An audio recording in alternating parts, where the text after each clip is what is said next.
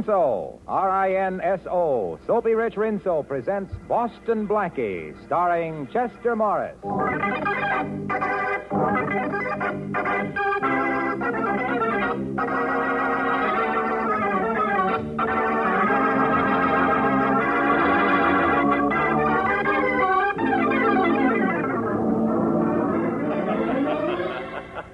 What are you reading, Chief? Little Abner? No, listen to this, Matthews. Special feature of the Great Gems exhibit at the famous Godet Jewelers will be the incomparable Star of the Nile, Emerald. One of the most precious gems in the world. So precious that George Stevens, vice president of Godet's, is personally bringing the star to Chicago from Chicago to New York. I don't get the joke, Chief. Sure you don't, because you don't know that Boston Blackie's on the same train with George Stevens. But, Chief, I don't get it. Well, if I know my Boston Blackie, and to my great sorrow I do, he won't be able to resist a little gadget worth a cool $200,000. I still don't see what's funny.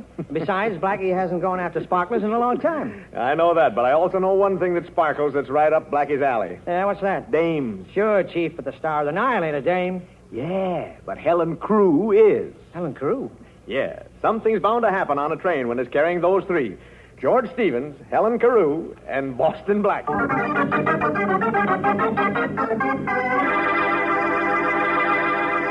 Well, nobody has to lead Blackie to adventure because somehow adventure always seems to seek him out. In just a moment, we'll hear more about Blackie and the Star of the Nile. You know, you can lead a soap to water, but you can't always make it give thick, rich suds. Not if it's hard water, and not if you're using one of those lazy bar or skimpy suds package soaps. No, ma'am, that's when you want Rinso. Soapy Rich Rinso on the job. You see, Rinso bubbles up into mountains of suds, practically at the touch of water. Suds that go right to town on your clothes. Suds that get out more dirt to give you that Rinso white, Rinso bright wash. And no hard scrubbing or boiling to ruin your wash day disposition. A short soaking in Rinso suds, a few quick finger rubs on extra soiled places, and your clothes are ready to rinse. So, next wash day, whistle up a Rinso wash. A wash that's Rinso white and Rinso bright. And now, Chester Morris and the adventures of Boston Blackie.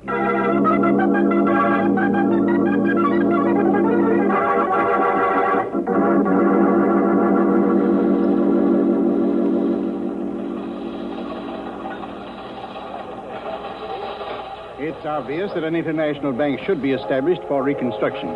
At the United Nations Monetary and Financial Conference held at Bretton Woods, certain preliminary steps were taken. However, it is only the beginning. When you realize that the International Monetary Fund will total around $8,500,000,000. But that's only the beginning. Yes, well, a small beginning.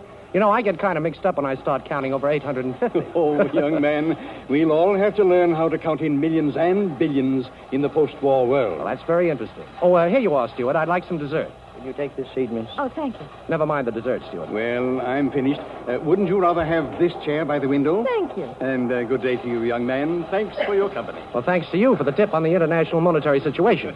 I can't wait to use it. Very interesting man. And very distinguished looking, too. Who is he? I don't know, but he's awfully good at counting. Is it all right if we talk? Why not? You see, my mother never told me not to talk to strangers on a train. I like your mother. Very intelligent woman. Well, I'm no isolationist. But to make it proper, my name is Helen Carew. Oh, and mine is Boston Blackie. I've heard that name somewhere. Are you a baseball player? No, why? Do you like baseball? No, not particularly. Well, why did you bring up the subject? Oh, just to make conversation. Fine. Let's talk about you. All right, let's. I'm a very pleased young lady on a train between Chicago and New York. Why are you pleased? Because I didn't expect conversation with my dinner. Well, do you realize that the International Monetary Fund will total about $8,500,000,000 this year? No. Yes. You see... Uh-oh, it's back again. Excuse me, I've lost something. It can't be that $8,500,000,000. No, it was a chamois pouch. I don't see it. Wait. Oh, I'd better get out of the way. It isn't here. Oh, pardon me, sir. What did you lose? This is terrible, terrible. Waiter. Oh, it sounds important. Young man, you have no idea how important. That pouch was worth $200,000. That's a lot of money to be carrying around. It wasn't money. It was an emerald. One of the most valuable gems in the world, the Star of the Nile. What a pretty name.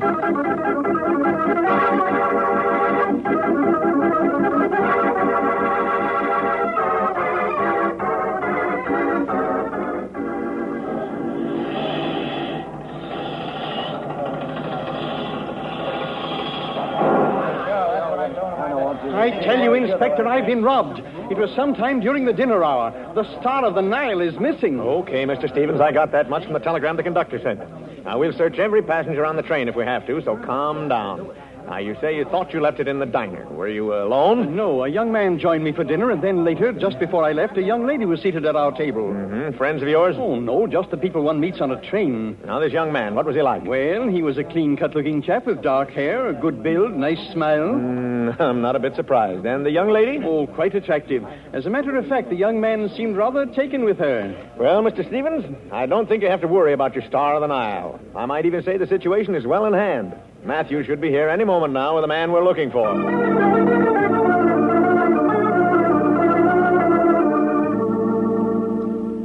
Here he is, Chief. Welcome, Boston Blackie. Welcome home.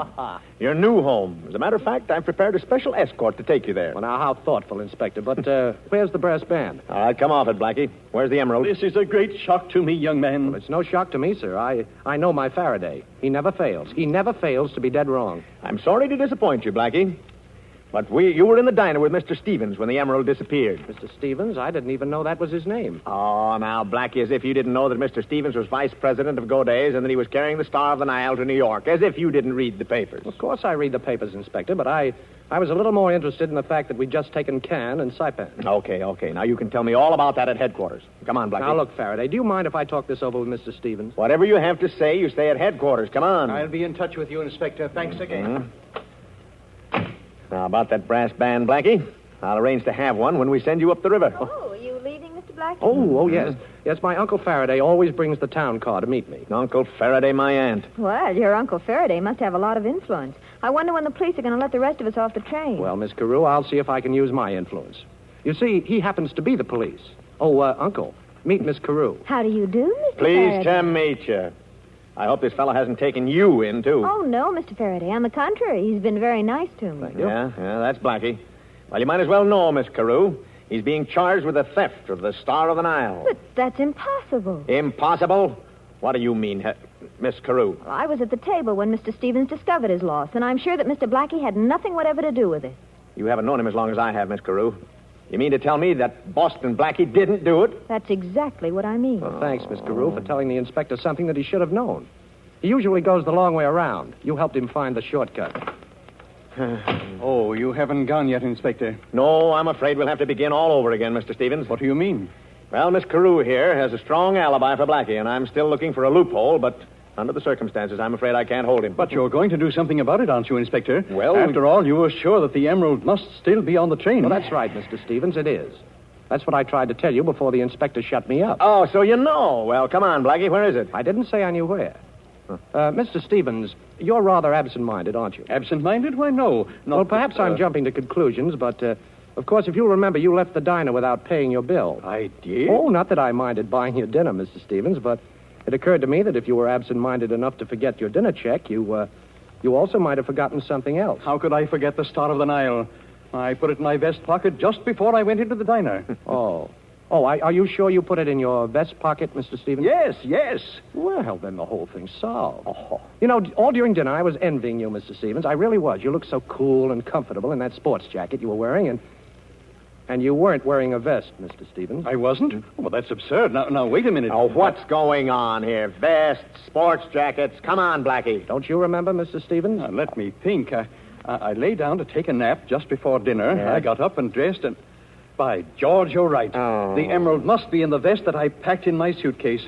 Oh, Inspector, I'm terribly sorry to have caused you all this trouble, and you, young man, and young lady. Oh, thank you. Thank you very much, and good day. Well, how do you like that? You seem to be disappointed, Inspector. Yeah. You know, if Boston Blackie can sit next to a guy in a train that's got something worth $200,000 and not do something about it, I guess it's time I turned in my bag. Well, you should have thought of that before, Inspector. Just think. By now, you could have had a cottage, a couple of cows, a victory garden, instead of that pet ulcer of yours. By the way, what do you call it? Boston Blackie. What else? Why, Inspector, how sweet of you, naming your first one after me.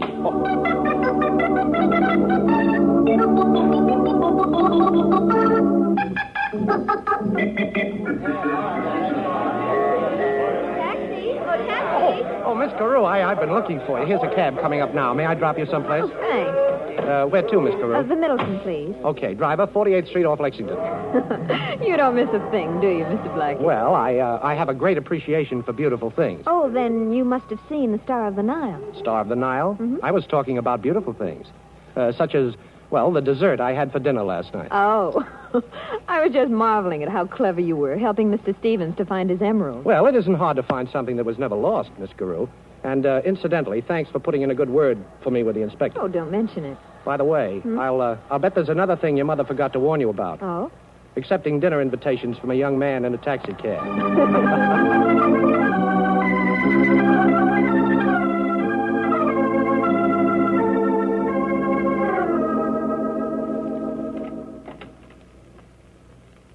I told you not to disturb me, Miss Everett. I'm too busy to see... Oh, who are you? Louis? Louis? Yeah. Miller said you wanted to see me. Oh, yes, Mr. Louis. Won't you sit down? Now, look, let's get this straight, Mr. Stevens. I don't know you, but Miller said you had a job for a guy with fingers. Well, I wouldn't exactly put it that way, Mr. And another Louis. thing, Mr. Stevens. This is strictly business. Miller says you want me to open up a safe down at Goday's and lift a hunk of jewelry. Well, now... And what's more, Mr. Stevens, I know you're vice president of Goday's. That's your business, but it ain't mine. And if you're worrying about what might happen, you're in a swell spot. After all, who'd the judge believe, me or you? Well, I'm glad we understand each other, Mr. Louis. The emerald has already been deposited in the Goday vault, and since the exhibit will open tomorrow, there's no reason for any further delay.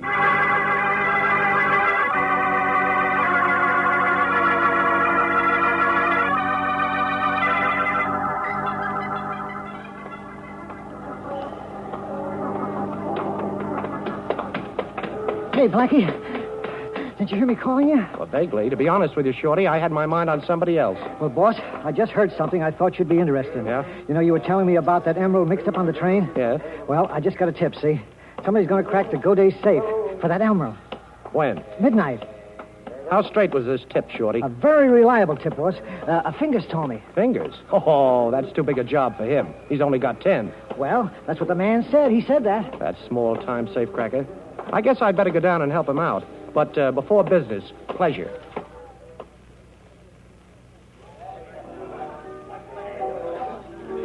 Well, for once, Miss Carew, I can't blame Faraday. After all, he brought us together. Brought us together? Yes. What do you mean? Well, if he hadn't accused me, you wouldn't have had the opportunity to vouch for me, and, well, I wouldn't have had the opportunity to show you my appreciation. Oh, I see. Well, the whole thing was a little silly anyway. Oh, well, not altogether.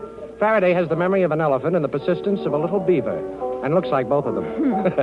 If anything happens, it's got to be Boston Blackie. Oh, that's a nuisance, isn't it? Oh, I don't know. Faraday hounds me, but it's good to have him around at the wind-up. Blackie, I don't quite make you out, but I like you. Thanks. I hope that's an understatement. Well, I'm surprised the police are so suspicious of you. Oh, that's the story of my life. You see, Faraday has good instincts, only he picks the wrong person. If he knew, for instance, that tonight I may have something to do with robbing a vault, he'd become suspicious right away. But, of course, you haven't anything to do with that. But, of course, I have. Only it's not as bad as it sounds. Oh, now I'm really puzzled. Well, the only puzzle is, why don't I spend the rest of the evening with you? Meaning that you have to leave? Meaning that I have an important conference about something green and something Egyptian. Oh, I see. But like the Sphinx, you won't talk. Perhaps I'll have something to tell you later. I'll get your coat. Oh, thanks. I have to phone. But don't make any dates for the next month. I want to put in my bid first. Hello? Operator, give me Madison 72772. Hello? Inspector? This is Helen Carew. I just had dinner with Boston Blackie. We're leaving now. He's dropping me off at my hotel. He's going down to Goday's. He's after the emerald. And, Inspector, if you should happen to catch him, please don't mention me.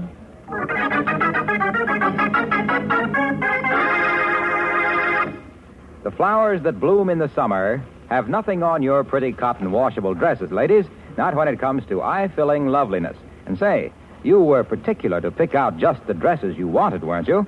Well, then you ought to be just as particular about your soap. That's when you want Rinso. Wash after wash, Rinso leaves your clothes bright and new-looking because those power-packed suds get out more dirt. Yes, you'll be proud of your Rinso wash. I bet you'll join our chorus of women who have learned to sing their way through wash day like this. Rinso white, happy little wash day song. Rinso. White. Rinso. White, birdie sing it all day long. Your fine feathered friend has a message to send, so listen, you can't go wrong. Rinso. White. Rinso. White, happy little wash day song. So get Rinso tomorrow. And now back to Chester Morris and the adventures of Boston Blackie.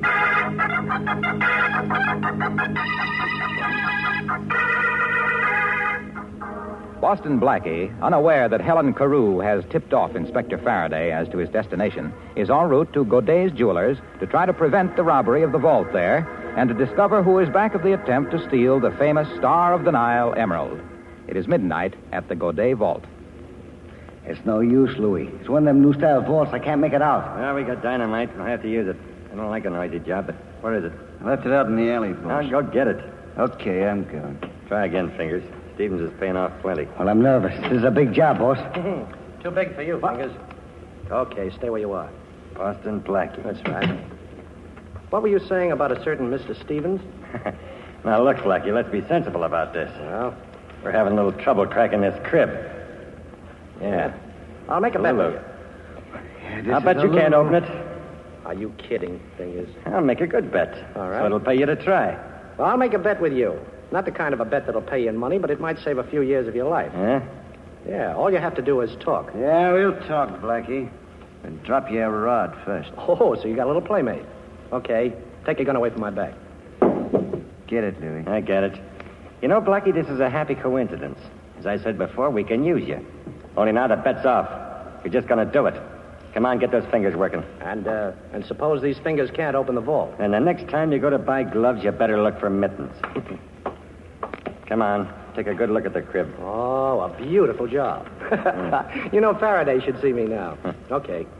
Stand back and keep quiet. Yeah, we'll be quiet, all right, but it's up to you, Blackie. This gun can make a lot of noise. Wait a minute. It feels like, there's one. Now let's try this. Next one. Oh, now that's two. Now... Open up. Open up or we break this door down. Come on, it's the law. It's the cops. Yeah, Miller. Is the alley door open? Yeah, and Joe's covering out there. Okay, let's beat it. What about Blackie? Forget about Blackie. Come on. Okay. There you go, Chief. Stop, Blackie, or we'll shoot. I warned you, Blackie. Hey, this isn't Blackie. Hey, who are these other two? Oh, Louis, huh? Yeah, Fingers and Miller. Hey, what is this, a national convention? Where's Blackie? How'd you know Blackie was going to be down there, Faraday? A little bird told me, but where is he? Well, now, I don't expect you to believe this, Inspector, but so help me. We were passing by the alley, and we heard a noise, and we come in. Naturally curious, you understand? Yeah. And who do you suppose was starting to crack that vault? Don't tell me. Boston Blackie? Yeah. Well, then what are we doing out here in the alley? He couldn't have gotten away. Yeah, Chief, there's only two doors to that room. We came through this one. Hey, so Eddie. he better be back in that vault room. That's right. Eddie, watch these mugs here. Right. Come on, Matthews. Let's have a look. He ain't in here, Chief. Ain't in here. Oh, I can see for myself, Matthews. I can see for myself. Must have slipped through the door before we came in. Matthews, you're fired. Me, Chief, I ain't done nothing. That's the trouble. You never do anything. Now, see if the vault's open, Matthews. Okay, Chief. Now, lock tight in the drum. There ain't a mark on it. Looks like we saved the emerald for go days, huh, Inspector? Yeah, but I wish somebody had saved Blackie for me. Matthews, I hate to say it, but we gave Blackie a break. We came in just in time to save him from getting into trouble.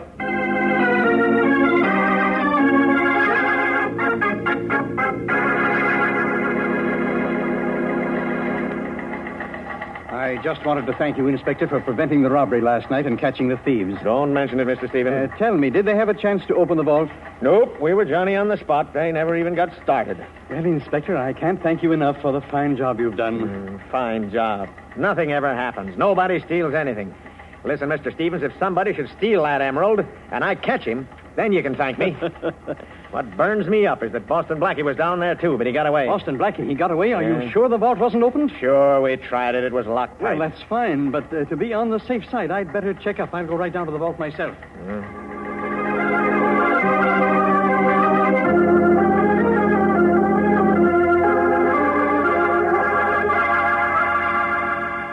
But I tell you, Faraday, it's gone. The emerald's gone. I just searched the vault. It's gone. That's great. I've really got Boston Blackie now. Don't worry, Mr. Stevens. Calm down. You'll get your star, and I'll get Boston Blackie.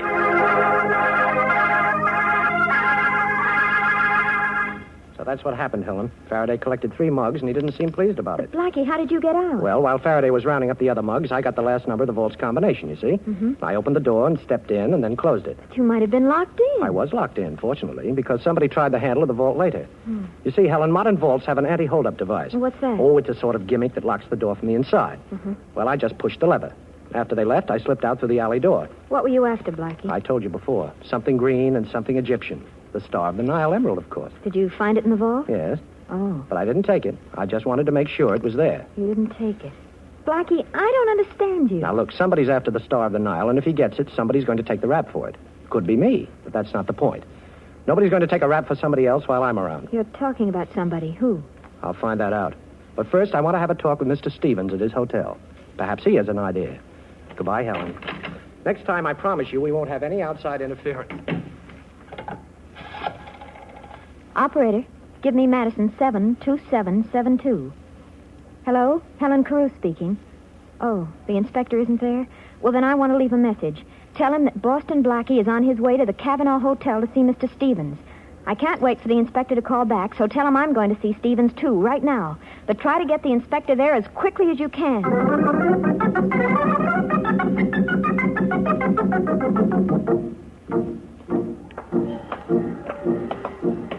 Slow down, Blackie. Slow down there. Okay, you can march in step with me and Matthews now. You taking your afternoon constitutional, gentlemen? What were you doing back there at the Middleton apartment, Blackie? Now, Inspector, you're privileged to know anything about my public life, but I insist that you don't interfere in my private affairs. Well, this is a little private affair that I am interfering in. Oh. You're under arrest for stealing the Star of the Nile. What, again? And no alibi this time either. You were down at the Godet vault with Louis and the 2 other guys. I got them and searched them, but you got away. Now, somebody got that emerald out of the vault. Come on. Shake a leg, Blackie. Hey, I didn't say stop. I said go. Police! Police, I've been robbed. You have? Who robbed? Have you gone nuts, Blackie? Let me go, police! Oh, cut it out. What is it? Who, what? Let me go. They pulled a gun on me, the 2 of them. Help! Now, listen, you all really give it to you. Hear me threatening me. Oh, hey, he's gone. Matthews, why don't you help me out of this mob? Hey, folks, look, I'm a police inspector. Honest, I am. Matthews, quick, shoot it, Blackie! Hey, listen, all of you, stand back. Lay off that fella. He's a police. That's Matthews. He's police, too. Chief. Thanks, Chief. Say, did Blackie get away? Yeah. Matthews, you're fired.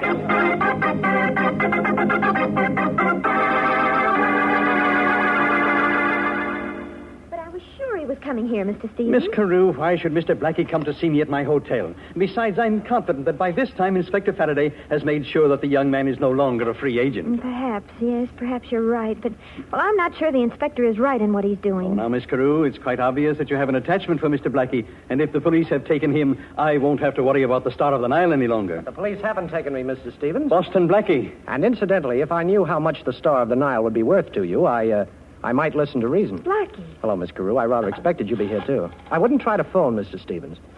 You really don't want the police to come up here. Why not? Because it would be very embarrassing for you. And besides, it would be very embarrassing if I had to use this gun. Blackie, look. Oh, Helen, don't. Helen, why did you knock the gun out of my hand? Because you had me fooled for a while, but I'm finally beginning to understand you, Blackie. All right, the 2 of you stand still and put your hands up high. Oh, so you have a gun, too, Mr. Stevens. Is that to guard the emerald you stole from your own vault? Mr. Stevens took the emerald? Yes. Usually when people want to steal something, they just steal it. But Mr. Stevens had to do it the hard way. But you made it much easier for me, Mr. Blackie. You see, you were in the vault, and now everybody will know that Boston Blackie stole the emerald. There's just one thing I'd like to know, Mr. Stevens. Why does a vice president of a large firm like Godey's have to steal a piece of jewelry? Well, there's an ugly word for it, embezzlement. I'm awfully sorry, Miss Carew. Sorry that you came here tonight because no one else can know what you 2 know now. I'm going to have to kill you. Come on, Stevens. Give me that gun. Stay where you are. I want that gun, Stevens. Blackie, don't. I told you to stay where you are. Look, you can't pull that trigger. Get back! Get back! Thanks, Helen, for sending the message. Inspector, I think Mr. Stevens will go with you now. Stevens? Yes, Inspector, and thanks for putting Helen on this case. We've got your man. Come on, let's go. No, I won't go. I can't go. I've gone long enough. I can never catch up. For years now, I've been running after myself, running away from something I couldn't stop. But I've got to stop. You'll never get me, I tell you. I've got to stop. Well, we got what we were looking for, but I can't say I'm very happy about it.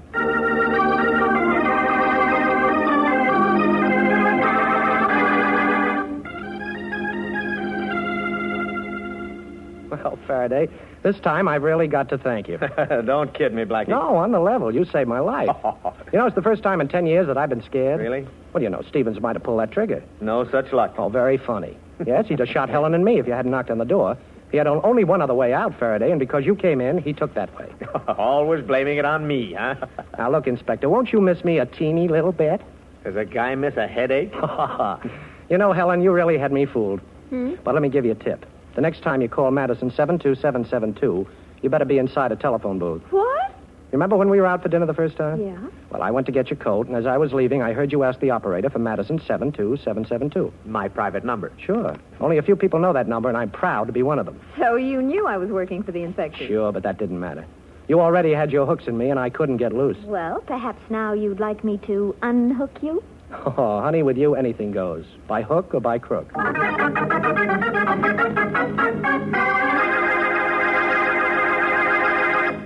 I suppose it's your business if you want to make a big job out of dishwashing, but I'd like to butt in just the same because I feel you don't really like to spend a lot of time at the kitchen sink, and you don't have to if you put Rinso to work for you. Those peppy Rinso suds get your dishes sparkling bright so easily that there's not much point in scraping and scouring with the lazy suds of some soaps. And Rinso's so economical, too. Just a little Rinso goes a long, long way. So better get Rinso tomorrow for dishwashing, for all the soap and water jobs around the house, and for a wash that's Rinso white and Rinso bright.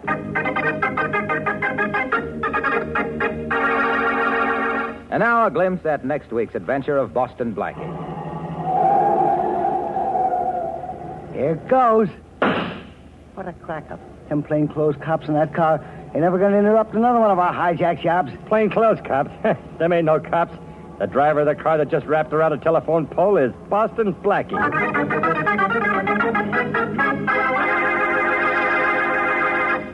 Friends, millions of tons of paper are needed to ship ammunition and blood plasma, so vitally necessary in the winning of this war.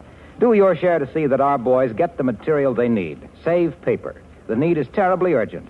Now, one simple way to help is to take your own shopping bag to the grocer's.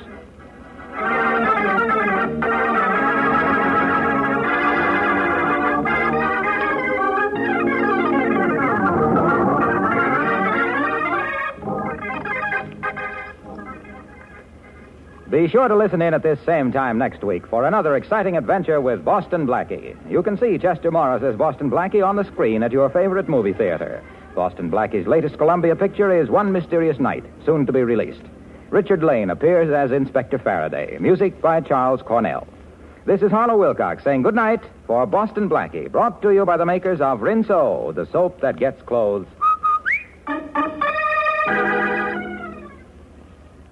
And when you get Rinso tomorrow, buy some Lifebuoy, too. Use Lifebuoy in your daily bath or shower. You'll love that rich, purifying lather. You know, of 7 leading brands, Lifebuoy gives you the most soap for your money. And besides, it's the only soap especially made to stop B.O. This is the National Broadcasting Company.